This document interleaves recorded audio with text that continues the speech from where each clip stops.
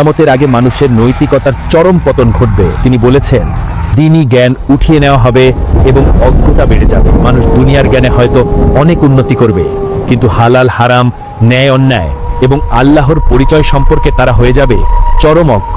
সমাজের নেতৃত্ব চলে যাবে অযোগ্য এবং মূর্খ লোকদের হাতে। যারা পদের যোগ্য নয় তারাই হবে নেতা। হত্যা এবং রক্তপাত এতটাই সাধারণ হয়ে যাবে যে হত্যাকারী জানবে না সে কেন হত্যা করছে, আর নিহত ব্যক্তিও জানবে না তাকে কেন হত্যা করা হলো। লজ্জা উঠে যাবে। ব্যভিচার এবং অশ্লীলতা সমাজে মহামারী আকারে ছড়িয়ে পড়বে। নবীজি সাল্লাল্লাহু আলাইহি ওয়াসাল্লাম বলেছেন, মানুষ পশুর মতো প্রকাশ্যে রাস্তায় দাঁড়িয়ে খারাপ কাজে লিপ্ত হবে।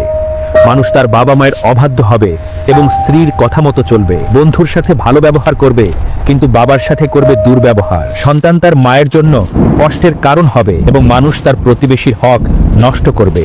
এই প্রতিটি কথাই আজ আমরা আমাদের সমাজে কম বেশি দেখতে পাচ্ছি। নবীজি সাল্লাল্লাহু আলাইহি ওয়াসাল্লাম কিছু অর্থনৈতিক এবং প্রাকৃতিক নিদর্শনের কথাও বলেছেন।